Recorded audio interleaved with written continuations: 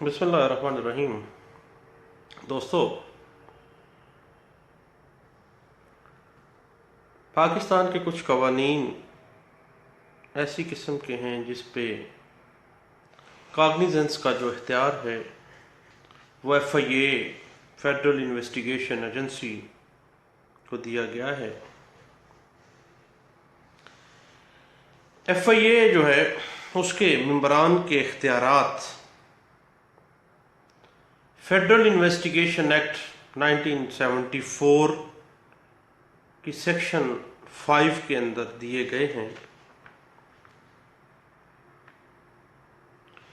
Federal investigation agency act 1974 की section 5 sub section 2 के तहत FIA का हर मेंबर जो पुलिस के सब इंस्पेक्टर के बराबर दर्जे रखता है, मसलन सब इंस्पेक्टर के रैंक के बराबर है, किसी भी इंक्वायरी और किसी भी तफ्तीश की गरज से अपनी जो टेरिटोरियल जुरिस्डिक्शन है उसके अंदर तमाम इख्तियारात इस्तेमाल कर सकता है जो किसी भी पुलिस स्टेशन के SHO के पास होते हैं।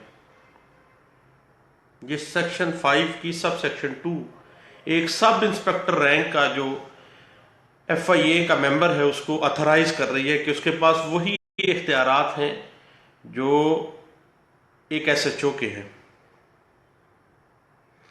जिस तरह SHO officer in charge of the police station under section 154 CRPC FIR दर्ज करने का इख्तियार रखता है, बिल्कुल उसी तरह FIA मेंबर यानी सब इंस्पेक्टर जो है 5(2) के तहत उसकी जो रिपोर्ट है अंडर सेक्शन 5 सब सेक्शन 2 वो रिपोर्ट ही FIR होती है, उसकी वही FIR होगी जो वो रिपोर्ट बनाएगा।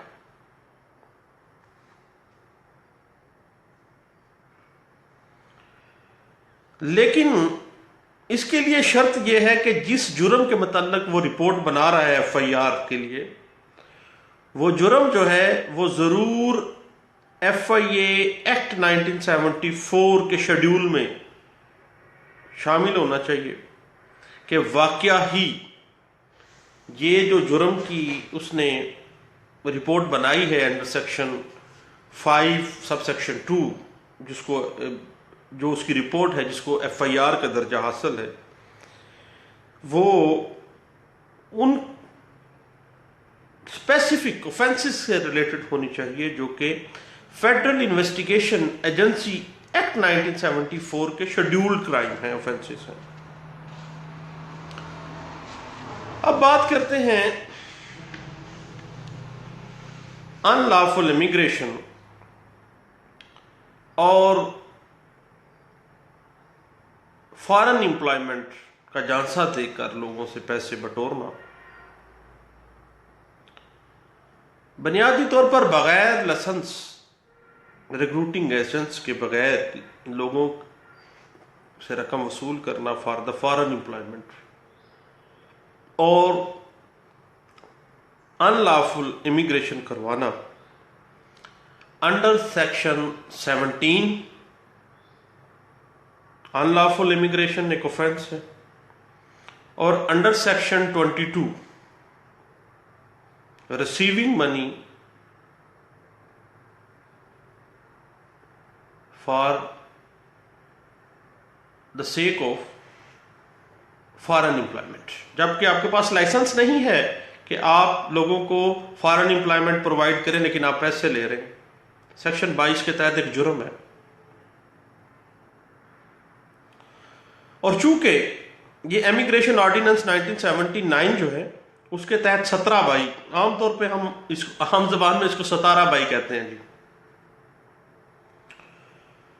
इसकी इंक्वायरी वगैरह FIA करती है।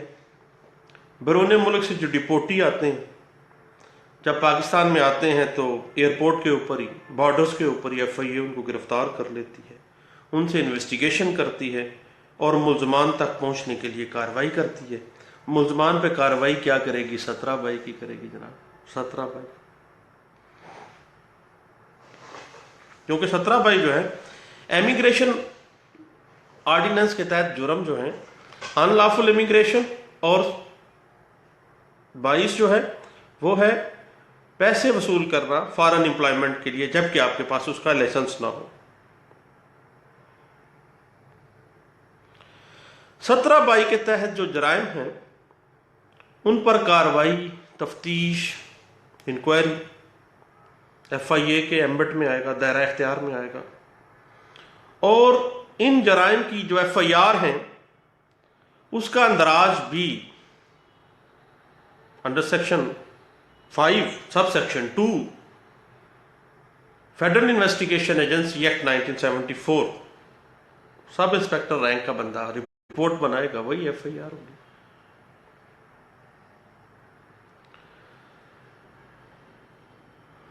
اپنی FIR کو وہ FIR پارلنس جو رجسٹر ہے جو صوبائی گورنمنٹ کی طرف سے جاری کیا گیا ہے اس کے اوپر ہی درج کرے گا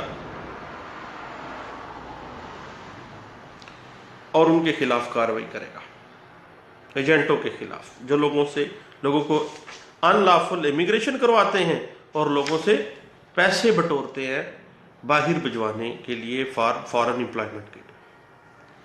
اب ایک بڑی انوکھی سی بات ہے، امیگریشن آرڈیننس 1979 میں استغاثے کا تصور بھی موجود ہے جو میرے جیسے نالائق وکیلوں کو نہیں پتا۔ ہم عام طور پہ FIA کے پیچھے رہتے ہیں کہ جناب ہماری FIR نہیں درج ہو رہی، کبھی ڈائریکٹر صاحب کے دفتر میں اور کبھی جناب ڈپٹی ڈائریکٹر کے آفس میں دھکے کھاتے رہتے ہیں۔ ہم استغاثے میں نہیں جاتے جناب۔ Under section 24 sub section 6 immigration ordinance 1979 استغاثہ جو ہے وہ اسپیشل سینٹرل کورٹ میں دائر ہو سکتا ہے، اور اسپیشل لا امیگریشن آرڈیننس کے تحت ہی یہ جو اسپیشل سینٹرل کورٹ FIA جو ہے اس کا قیام وجود میں لایا گیا ہے، اور استغاثے کی جو کارروائی کا اختیار سماعت ہے وہ زیر دفعہ 24 سب سیکشن 6 کے تحت اس کو اختیار سماعت حاصل ہے۔ جبکہ یہ بات بڑی انوکھی سی ہے جو امیگریشن آرڈیننس 1979 میں دی گئی ہے، لفظ بلفظ اگر ہم دیکھیں تو بات ہی کھل کے سامنے آ جاتی ہے۔ 24(6) کہتی ہے کہ a special court shall take cognizance of and have jurisdiction to try an offence punishable under this ordinance only upon a complaint in writing۔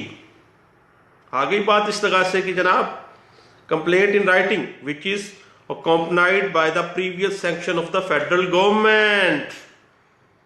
اب بات پھر وہاں پہ آ گئی کہ بنیادی طور پر فیڈرل گورنمنٹ کی سینکشن کے ساتھ، اس کی اجازت کے ساتھ ہی کیا ہوگا، یہ استغاثے کا اختیار سماعت کو لے گی۔ اب اس پہ ایک چھوٹی سی پابندی لگائی جا رہی ہے، لیکن یہ ان دھکوں سے زیادہ بہتر ہے جو ہم ڈائریکٹر اور ڈپٹی ڈائریکٹرز صاحبان کے دفاتر میں لگاتے ہیں بطور صاحب۔